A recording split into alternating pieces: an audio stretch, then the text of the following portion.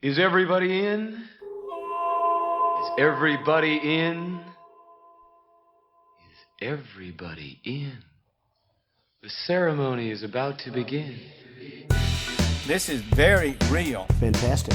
This drug is dangerous. Wrong. You cannot play with it. It's not funny. It's not something to laugh about. Good people don't smoke marijuana. Shut your little punk ass up. But the more you hate me, the more you will learn. Welcome to the Autoflower Podcast. I am your host, Chad Dulaney. Thank you for tuning in. This is episode 41, and I want to give a shout out to our new Patreon members, Jacob, Raymond, Ben, Dennis, MichiCalyx, Grant, and Andrew. Welcome to the community, you guys, and thank you all very much for your support. We're kind of switching gears in this episode by chatting with someone who had stage 4 cancer and ended up walking away from chemotherapy and instead turned to concentrated cannabis oil or Rick Simpson oil or Phoenix Tears or RSO or whatever you want to call it, which he says shrunk his tumors much faster than the chemo was, and of course without the nasty side effects. He also explains how even if you are going through chemotherapy, how cannabis oil may substantially help the side effects of it as it did for him. You know, like no appetite and needing quality sleep and stuff like that. It's a fascinating story, man. But I do need to clearly preface the episode by stating the obvious that neither one of us are doctors, medical professionals, or experts in the field of cancer. I am certainly not trying to convince anyone to treat their medical ailments or diseases with cannabis in place of any other form of treatment. I'm simply offering a platform for a person to share their testimony and experience. So please just listen to it with that in mind. I do, however, find it to be of the utmost bullshittery that as individual human beings, we don't have the option to try what we choose to try in order to heal ourselves.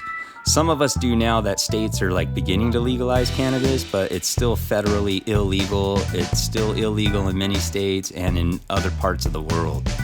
And as the late comedian Bill Hicks so perfectly said, this isn't a war on drugs, it's a war on personal freedom.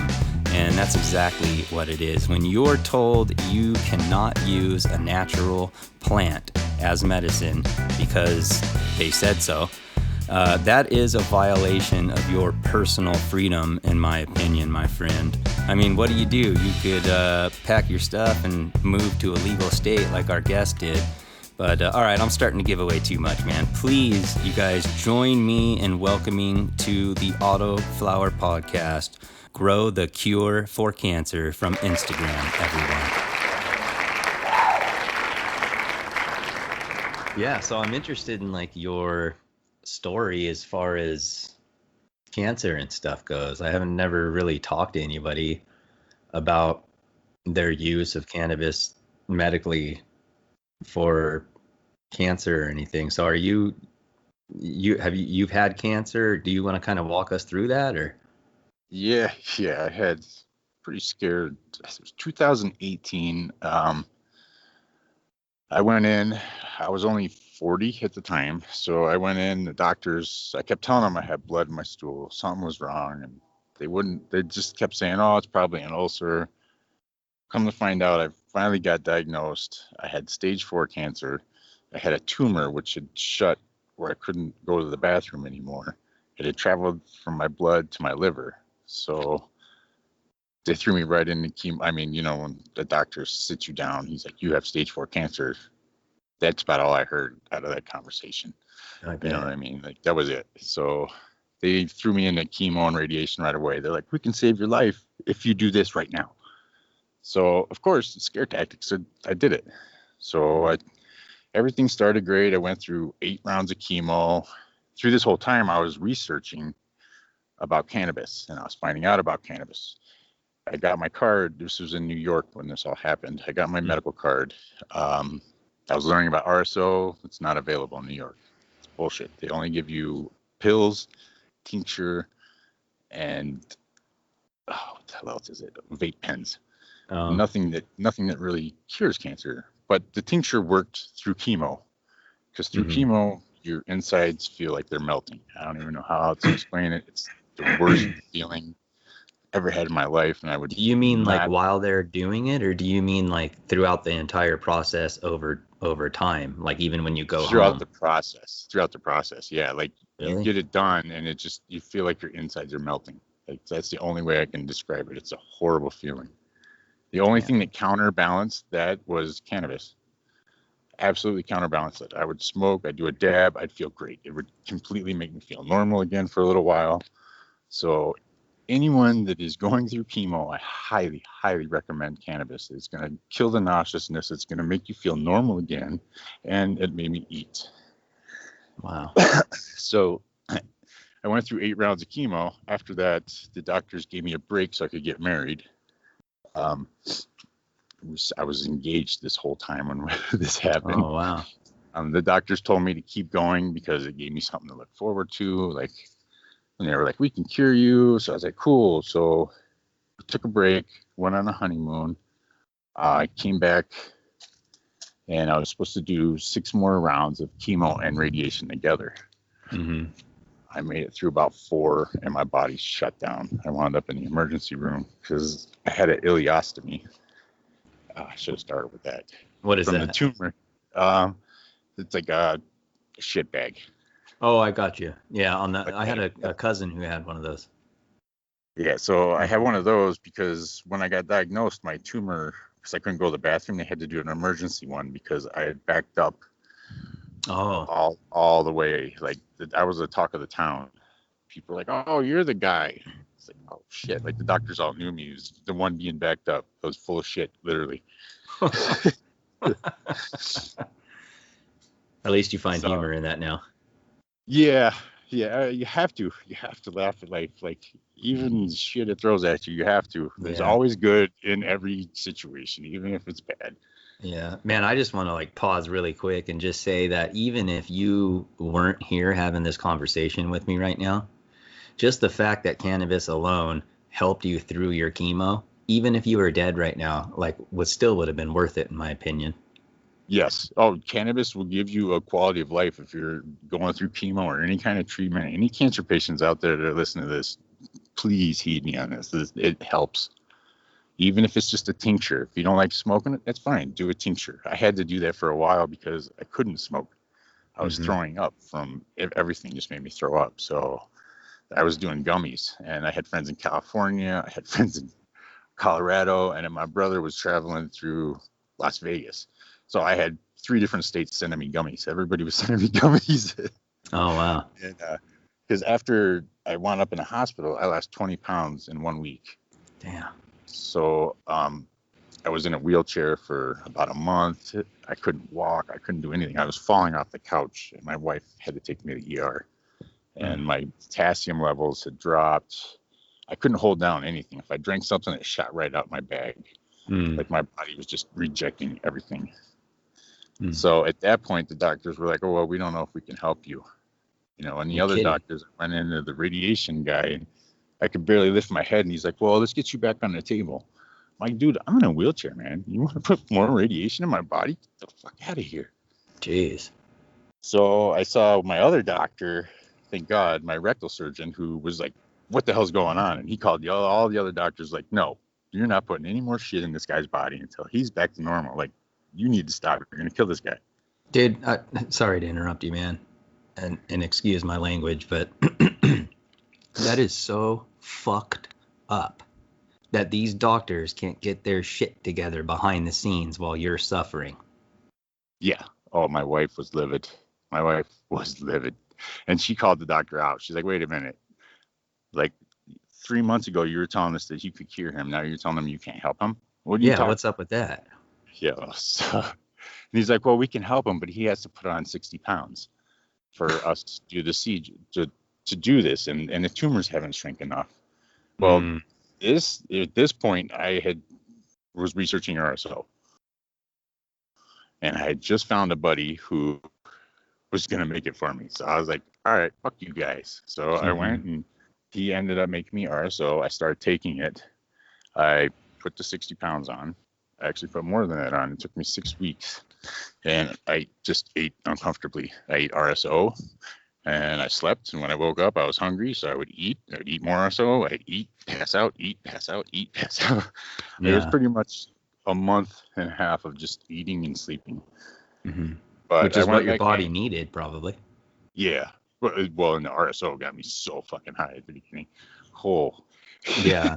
But it's, see, because that's not to interrupt you again, I'm sorry, but this is touching home for me because I have a cousin right now in Alabama who has already been through chemo, has already had a mastectomy.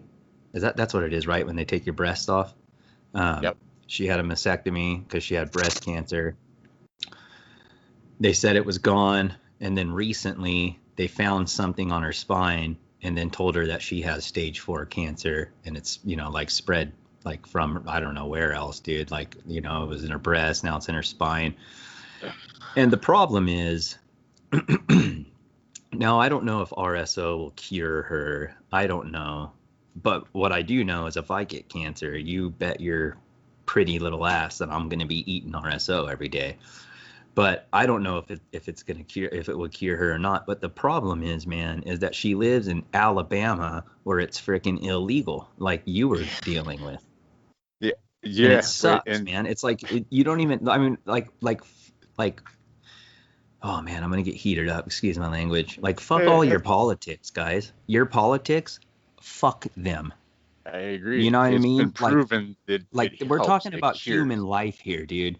Like, who is one bird to tell another bird in nature that you don't have the right to go and eat from this certain field and eat these certain bugs because we said so?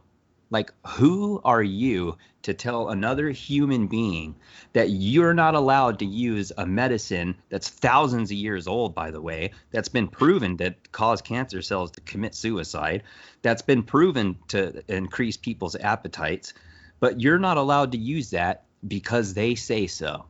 But we'll pump your body full of chemotherapy that will end up actually almost killing you. But you're not allowed to use this natural. Like, who is one bird to tell another that they're not allowed to eat a certain worm? Like, you're another human on the earth, and so am I. Like, who are you to tell my cousin that she is not allowed to even try to save her life with this method? It's bullshit, it's something that God put on this planet for us. You know what I mean? How can you exactly. And if God put on this earth that we can't use, like, that's just not right. Yeah, and if you're not a believer in God, then it's here by evolution, and so who gives a shit anyways, right? It's like no matter where you fall, it's like it's still a plant that should be able to be used. Yeah, we're not cooking meth. Should not. In the lab. It's not a chemical. It doesn't kill people. Never, ever has it killed anyone. Sorry to get like that on a podcast episode, everybody, but it's just touching home because, like, I love my cousin, dude, like, and I care about her, and she's, wanting to explore different options, but she's not legally allowed, and it's stupid. I'm not saying that she's not trying it anyways, but it's stupid that she has to hide it. But it's it's like if she does choose to do it, it's like you got to hide it, and it's just so dumb, and then people will, I don't know. There's just so many stupid.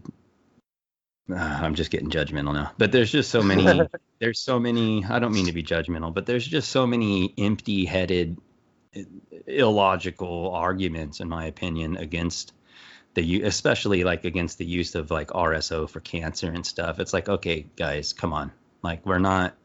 Show me any kind of bad effects from it. You know what I mean? There's well, what are people going to say? Like, it's going to make you. Yeah. Well, people will say, a list of shit on TV that they're saying, but you could try it. Like, wait a minute. Okay, there's a list of stuff, but I can take something naturally that won't give me any kind of side effects. It just makes me hungry and sleepy. Which is what you need. That's the point. Dude. It's like people will be like, oh, well, look, it made your guest on this podcast. Look, he even said so himself. All it did is make him hungry and sleepy. Yeah, thank God. That's probably what saved his life. That's what I took it for. Freaking twit. You know what I'm saying? Now I take it as a maintenance. Now I take it every night when I go to bed. It helps me sleep like a baby every night. I get my 8 hours, and I'm killing cancer cells while I sleep. So it's something I'm going to continue to take for the rest of my life. Yeah. So let me back up, man. I'm sorry for my rant. Let's get back into you and your story here. So you're doing chemo and you start taking the RSO, and it's helping you eat, sleep. Yep. So I put on the 60 pounds. I went back to the doctors, and they didn't know what the hell was going on. They were like, whatever the fuck you're doing, keep doing it. My tumor went from 6 centimeters to 2. So within that period of time, the RSO had shrank my tumor enough for them to do surgeries, as well as made me hungry and helped me gain the weight, put on 60 pounds in 6 weeks. Wow. That's awesome. I mean, I was eating edibles as well. I couldn't even really smoke. It was mainly edibles and RSO. Yeah. How did you do like the typical dosage thing? Like where you start out with a grain of rice 3 times a day and then double it after a few days and get to 1 gram each day? Yes. Yeah, I tried to. Anyways, I ate as much as I could. At that point, I was eating as much as I could tolerate. Mm-hmm. So I was eating about a gram a day, a gram at a time. I was trying to eat more than a gram a day. I mean, I ate as much as I could afford. You know? Wow, yeah, because I know a lot of people get afraid. Oh yeah, that's a whole nother thing. But yeah, a lot of people get afraid to get to that, because I mean, I'll even for me, man. I mean, I'll be honest. Like I consume cannabis like from my morning cup of coffee until right before like I brush my teeth and go to bed. And so I have a pretty high tolerance. But even RSO, man, that stuff will take you to a different dimension if you're not careful. So it could be very psychedelic stuff is what I'm saying. So I can't imagine. Luckily, I like psychedelics, and that's probably why I'm still alive. Because when I went through a period, there was a time where I couldn't sleep. I was getting like 2 hours of sleep a night for almost 3 months. From the problems I was going through. So I was hallucinating. I was freaking out. It was bad. So I had a really checkered childhood, and I'm probably still alive because I had that checkered childhood, and I knew that it was all in my head. Because I went about 3 months where I was getting 2 hours of sleep a night. So like by the end there, I was hallucinating, and my doctors were like, something is wrong. We need to get you sleep. So that was before all the RSO. Once I got the RSO, that's all I did was sleep. Yeah. How long did it take you to get to a gram a day? Almost a month. That's pretty quick. It's supposed to be that. I think it's 60 grams you're supposed to consume in 90 days. Right. I think the first month is when you're supposed to adjust to it. And in the last couple, you're supposed to take it a gram a day. You know what I mean? The last 60 days. So I was about on schedule. I tried to do it quicker, but like I said, that stuff is, like you say, it's no joke. Yeah. It'll heal you. It will heal you, but it will also take you to another dimension. Yeah. You'll be talking to other creatures and UFOs and stuff while it heals you, huh? Oh, yeah. Oh, man. So, like, what does a gram a day do to you? Like, even when you get to a gram a day, is it still pretty gnarly? Yeah.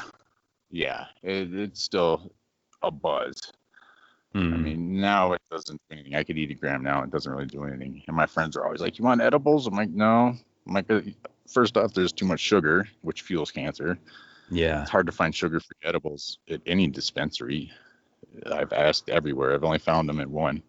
And then at that point, I have to eat like 1,000, 2,000 to like actually catch a buzz. You mean milligrams? So, yeah. Hey, so, man. You know, that's $50-$60 for a buzz. That's not really economical for me. Yeah, yeah. Well, and hence why I moved. So I went back. I'll finish my story. Sorry, I get sidetracked. No, I'm sorry. I keep sidetracking you. So I went through all of that. they got to the surgeries. The doctors were amazed. They were like, I don't know what you're doing. And I'm like, RSO. And the doctor's like, don't tell me. I don't want to know. And I'm like, yeah, well, you guys don't offer it to me. I had That's to make it bullshit myself. right there. Yeah. And he was like, I know what you're doing, but I don't want to know. And I'm like, well, it's saving my life, and it's got me sitting here talking to you. So yeah, really. I went through 6 surgeries, which ended up fucking me up in the long run. I got something now. It's called lower interior resection syndrome. It's horrible. So I'm disabled. It takes me 2 to 3 hours to get going every morning. Oh, wow. I'm on medication probably for the rest of my life, which sucks, but it is what it is. I'm alive. That's all that matters. I'm here. Yeah. Yeah. So they operated on you, took the tumors out, and then were you still doing chemo again, or no? Did you ever continue it? No. Oh, no. I stopped. After they put me in the ER, I told them, I was like, that's it. I'm not putting that shit in my body ever again. I'm like, that almost killed me. It made me feel horrible. It was a poison. I'm not doing it. Because at that point I had RSO. So I was like, fuck your guys' poison. I have real medicine now. Yeah. Like it was a transition. So I might have died if I didn't find the RSO thing. It was all from you could have. research. So after your chemo that you did do, what size were your tumors? 6 centimeters. Okay, so then what were they before the chemo? I think they were like 8. They were huge. And then the RSO, like the chemo, the chemo shrunk them. Yeah, the chemo shrunk them, but the RSO, like it did it very quickly. It did it like twice as fast and twice as much. Yeah, if I would have known, like what I know now, if I would have known back then, I would have never put that poison in my body. You would have never done chemo to begin with? Nope, never, because it has messed up my mind. Now I have, like, chemo brain is real. Like my mind. That's what my cousin says. Chemo brain is real. It is. It sucks. I do all kinds of games. I try to do puzzles. I try to like make my mind active, and it's still just foggy. Stuff just fries you, huh? Yeah. So I would never do it again. I'll tell you that. Wow. But yeah, so after all the surgeries, I went in, the doctors, I did a scan. They're like, you're cancer free. I was like, cool. I went home. I called the moving company, scheduled a move 2 weeks later to move to Colorado. Did you really? From New York? My doctors, my friends, everyone thought I was crazy. They're like, what are you doing? I'm like, fuck this. I'm not dying in New York, and I can't grow my shit legally. I'm out to grow my own medicine. So I moved to Colorado, and I've been growing my own medicine ever since. Now I grow CBD and THC. So I make my RSO with the CBD plant as well as THC. Which okay, man, I've got some seeds I'd like to send you then, man. Sweet. Yeah, I've got some feminized seeds from Gonsheim Genetics. They're autoflowers. I'll send you some of all 3 of the strains that he gave me. One of them is like a 1-to-1 THC to CBD. The other one is a CBD hemp autoflower, and the other one is high in CBG. Nice. So I'll send you all 3, dude. I'll get your address and stuff on the message, and I'll send you those. But yeah, so now you're just growing your own medicine, huh? Yeah. Moved to Colorado and decided to grow my own medicine. It's a lot cheaper this way. Yeah. and I know what I'm putting in my body. Yes, I haven't really had much success, and I think I figured out my problem now. I'm gonna give it another go. I have a bunch of photos going now, and then I'm gonna do another auto run. Okay. Yeah, those seeds are autos. That's why I asked. So just to let you know, if you didn't grow autoflowers, I just wanted to let you know that they are autos. No, I do grow autos, and I plan on doing a batch. So I've got so many seeds. When I moved here, I spent probably half of my 401k on seeds. Oh, did you really? I heavily invested into a seed stock because there were certain terpenes I was looking for. I knew what I was looking for, and I'm gonna breed. So I want to make my own strains that I know I need for myself. Yeah, that's awesome, man. So do you make your own RSO? Yes. Oh, yes, nice. Make my own RSO. Yesterday I did my first batch of CBD oil. It smells horrible, but I bet it's a lot stronger than anything that I have. That's so cool, man. And then spent a few days researching that. And I'm gonna try another way. I'm gonna make some out of rosin I saw. It gives you like really highly concentrated. So I'm going to press down like an ounce of a CBD in the rosin and mix that with MCT oil. So okay. a super high, well, you got to decarb the rosin, but then that makes like a super highly concentrated CBD oil. Yeah, that's cool. Which, I mean, I've been spending $100 a bottle a month pretty much. I mean, it was 150, and then now I take 2,000, which is like $100 a bottle, and that adds up. Damn. That's just CBD? Yeah, that's me buying it online. Yeah. You know, so I'm like, when I can grow it, it just makes more sense. Yeah, totally, man. Grow it, and then plus, you know what you're growing, and you know that you're getting like that nice full plant extract and stuff. And exactly. Mine's all organic. There's no pesticides, no crap in it, and it's pure. Yeah, that's cool. So you grow organically? What are you growing? As far as strains? No, like as far as like what do you grow in like a super soil or living soil, or you just use organic nutrients or? Organic nutrients. I've been playing with my soil mixtures. I've only been doing it a year now, so I'm still playing. And right now we're renting. Like we're looking to buy a home. Once we buy a home, it's all living soil from then on. Like I'll just turn my yard into a garden, basically. Yeah. Yeah. But I'm at a rental now, so I don't want to like invest all my time into the soil here when I'm not going to be living here. But, yeah, that's understandable. So I use Fox Farm soil. I've been mixing it around. I'm trying living soil next, I believe. So with my next autos, I'm going to try, my buddy told me to try the strawberry fields, and you mix that with cocoa and perlite. He's had really good luck with it with the autos. He just says that they flower so quick that they love that mix. So yeah, I've seen that soil. I've never used it though. I mean, it makes sense because it's flowering, right? And auto flowers, you only get about a month before they flower.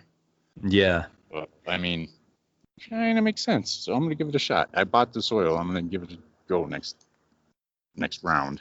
Oh, good deal. And then, so do you smoke the flower too, or do you only grow to process it and make oil and stuff? No, I smoke the flower and I make concentrates and rosin. Mm-hmm. I like concentrates a lot, unfortunately. Everything I really like uses a lot of marijuana or cannabis, so hence why I have to grow it. Yeah. Well, at least you're in Colorado now, man.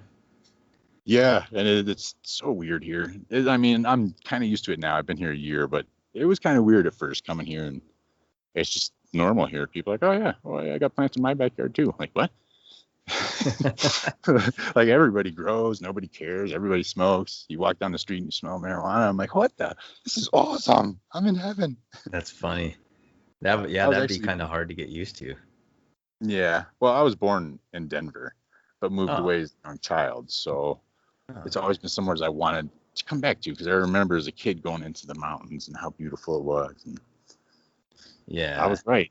Now that I'm back, I probably won't leave here.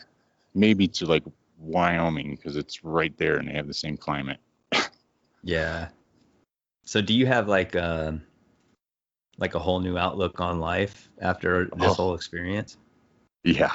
What have you learned, man? What's some of the life lessons, like the little nuggets that you've taken away? Don't take life for granted at all. Enjoy every bit of it and be happy because being angry just makes shit worse. Yeah. It really does. It's hard. I'm not going to tell you it's not, but if you practice, you continue. Like I get up every morning and I give thanks for being alive and what I have and what I do. And I keep doing that every day and it makes it a good life. You just got to stay positive. Yeah. You know, I know that like even in psychology, and if you go see a therapist or something like that, like they'll encourage you, like one of the keys to having like inner peace, if that's what you want to call it, is just experiencing gratitude itself.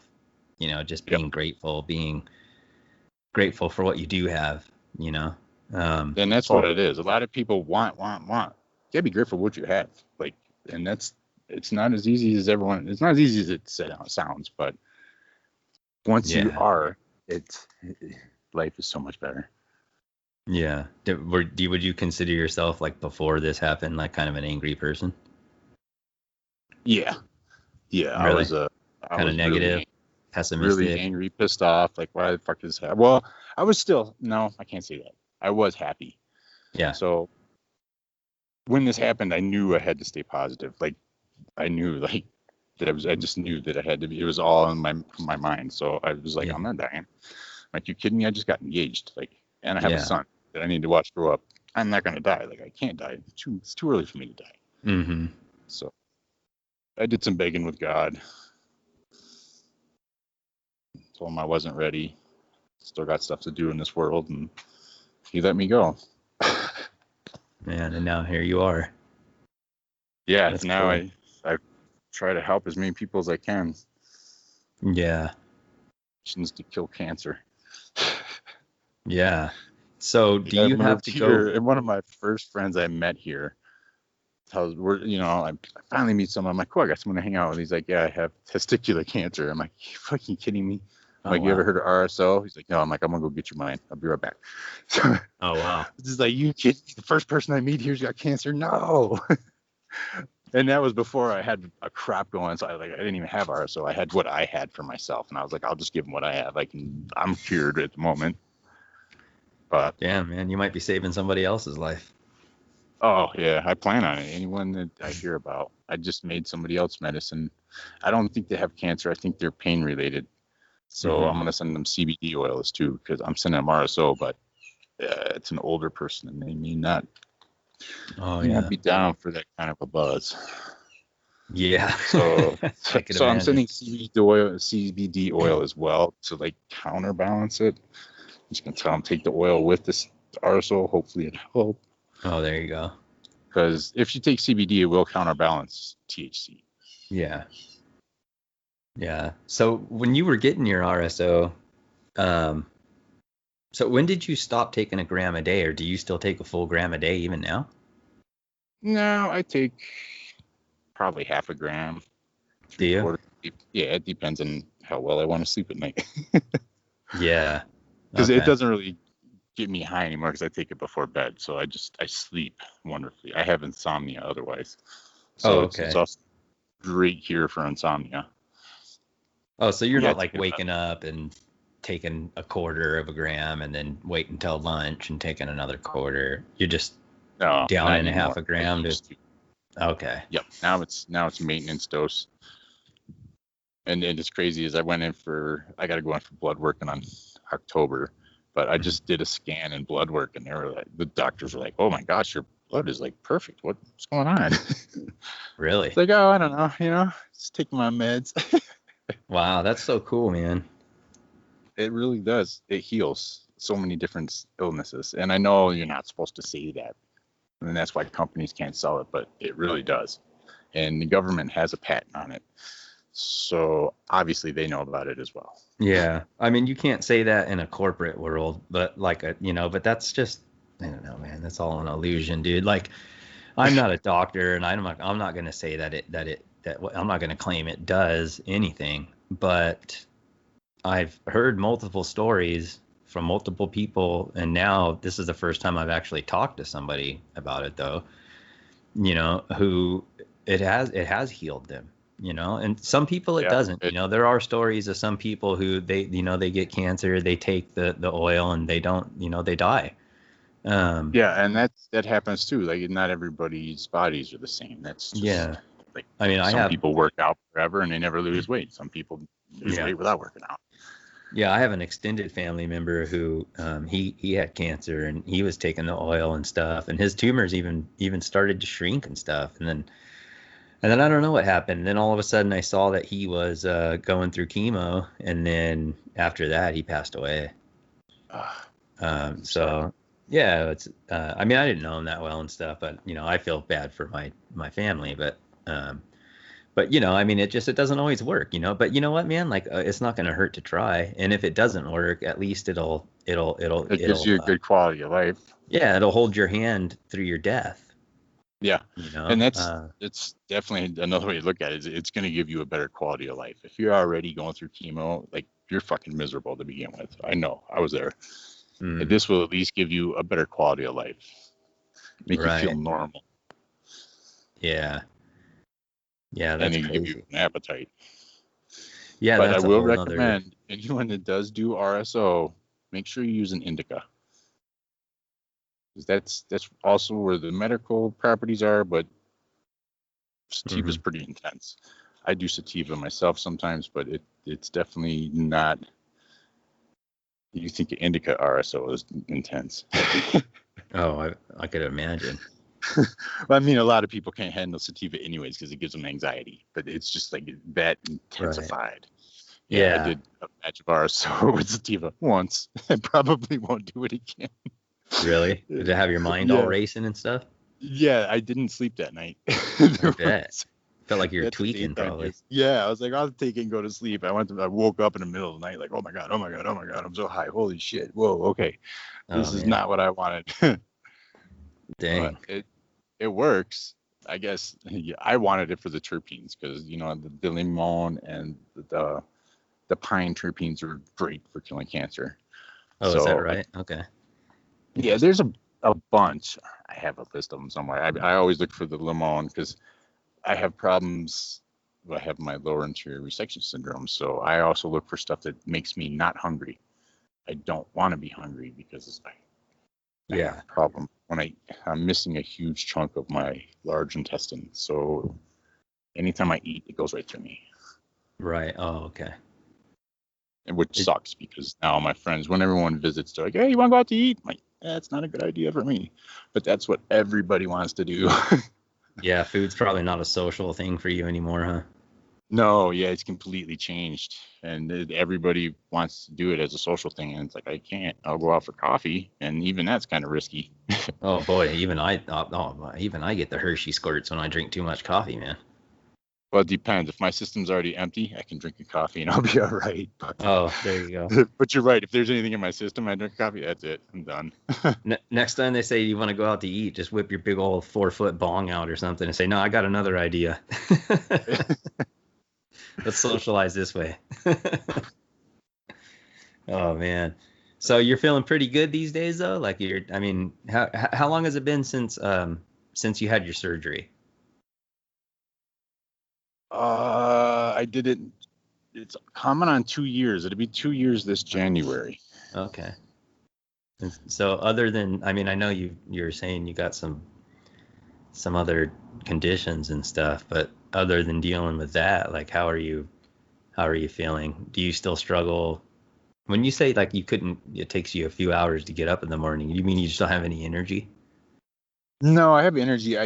I go to the bathroom 5, 6, 7, 10 times. It really, I see what you're saying. So you're constantly having to my deal bowels with that. just empty. And then I have medicine that I drink. It's a powder that is supposed to help that. And usually I drink that.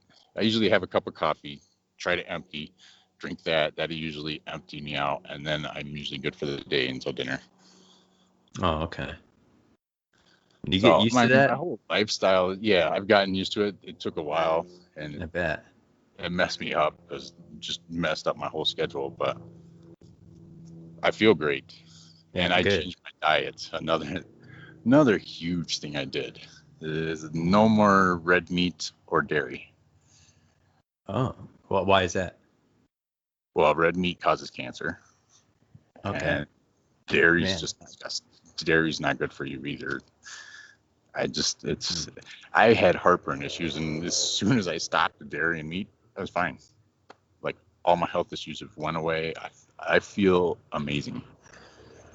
Interesting. And I'll still cheat once in a while. I'll have organic chicken or turkey here and there. But I really went plant-based. I'm trying to move to growing all of my own food. Didn't really work out that well this year. That's all right, man. Try again. Yeah, and so I told my wife, I'm like, well, moving the greenhouse down there, because what it is I have trees in my backyard, and I put my greenhouse up, and it was great at the beginning of the year, and then once the leaves filled in on the trees, I have no more sun in my greenhouse. Oh, I gotcha. Live and learn. Yeah, man. Maybe next year you'll nail it. You never know. Yeah, my food didn't turn out good, but my cannabis was about 6 foot, and the other one's a 7 foot. So they turned out great. They don't care about the shade. They're still growing. Oh, good. My vegetables, not so much. I'm going to get tomatoes, peppers, and some snap peas this year. And sweet potatoes and carrots, probably. Well, that's cool, though, man. You'd be able to enjoy it still. Yeah, well, I planted 23 different kinds of vegetables. Oh, nice. Damn, dude. Yeah, but I'm only going to have like 3 or 4. But I learned how to grow them. I also learned that I'm going to need a lot more of certain ones. And tomatoes, I don't need 12 plants at all. I learned that. Yeah.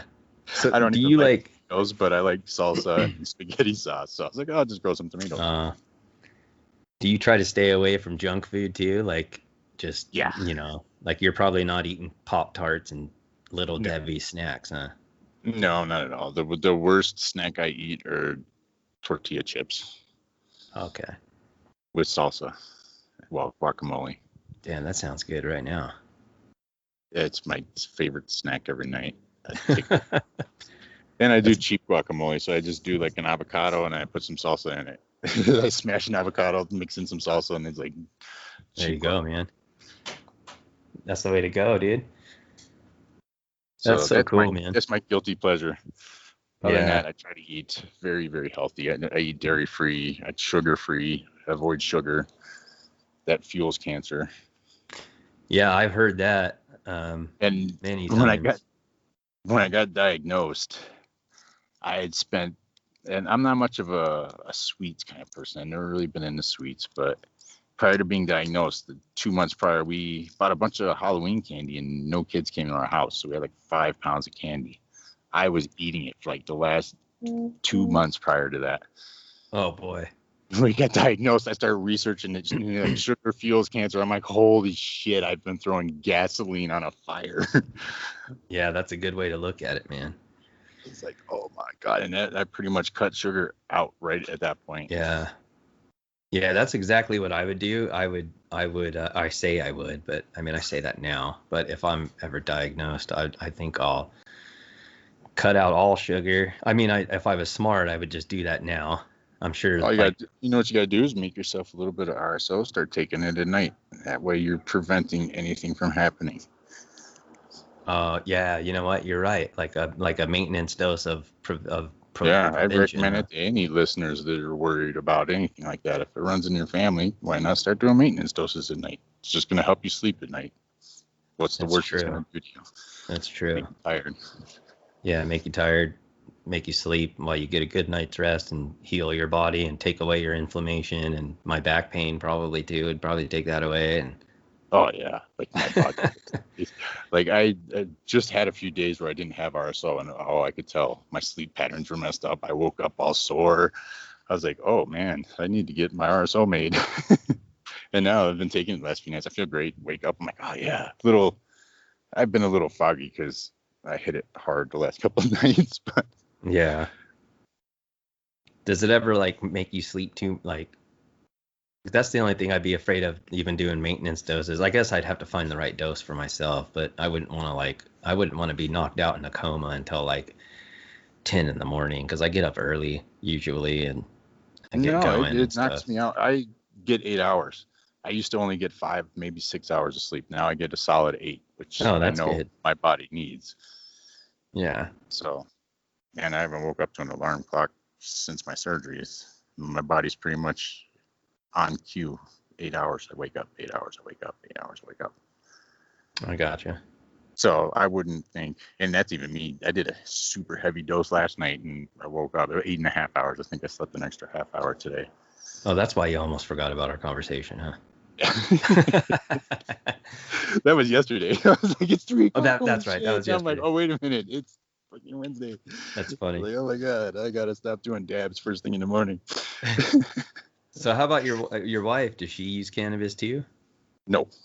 She doesn't drink, doesn't smoke. She will smoke my CBD with me. Uh-huh. So that's awesome. I love it because, yeah, my wife is straight edge. She doesn't do anything. So when her friends come around, I'm like, I smoked a joint with my wife, and they'll just look at me like, what? And they look at her like, what? And I'm like, it was CBD, haha.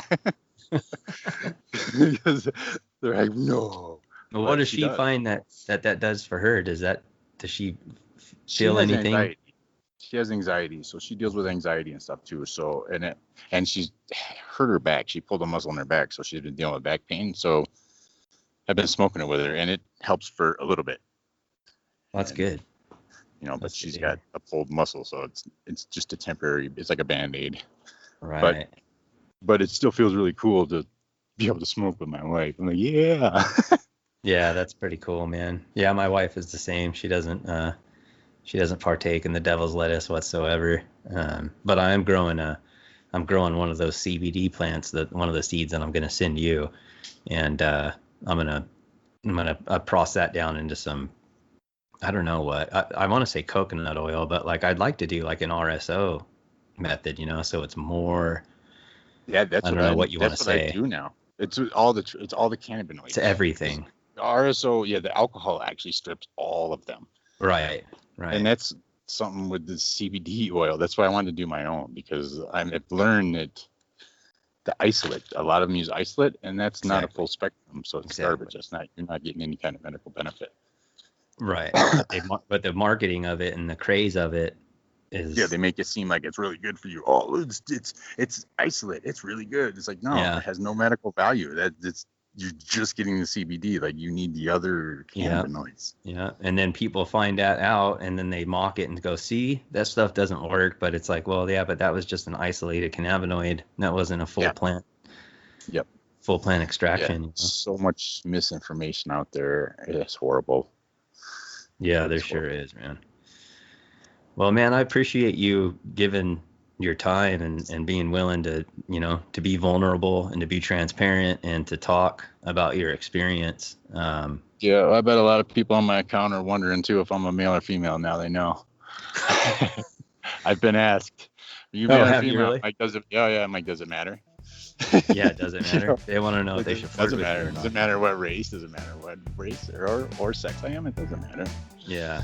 Right on, dude. Well, thanks again, man. Maybe we'll touch base in a couple of months after you get some more blood work and stuff done, and chat with you again and see how things are going, and maybe at that point you can let us know how your Gonsign genetic seeds that I'm going to send you. Maybe you can give us a review how you like those. We'll touch base again. Awesome. Sounds good. Well, I hope you enjoyed that conversation. If you have a story about how cannabis has healed you or dramatically changed your life, hey, I'd love to hear from you. Shoot me a message on Instagram or email me, autoflowerpodcast@gmail.com. Hey, maybe you should come on in the future and share your story. Who knows? Hey, please follow the podcast on social media if you are not already. If you don't, the bud fairies will come upon thy harvest and cause fluffy, airy buds. All right, have a good day, week, month, year. Just have a good life, man. All right, love your plants and love one another. See ya. Nicotine, alcohol, good drugs. Coincidentally, tax drugs. Ooh, how does this fucking work? Mr. Nixon, while you've been in Vietnam, it's rumored that you smoked marijuana. The dried leaves and berries are ground up and made into cigarettes by a simple hand machine. The deadly narcotic is thus quickly and easily prepared for its market. The sale of marijuana is even more difficult to detect and halt than the traffic in drugs such as opium, morphine, and heroin. The deadly narcotic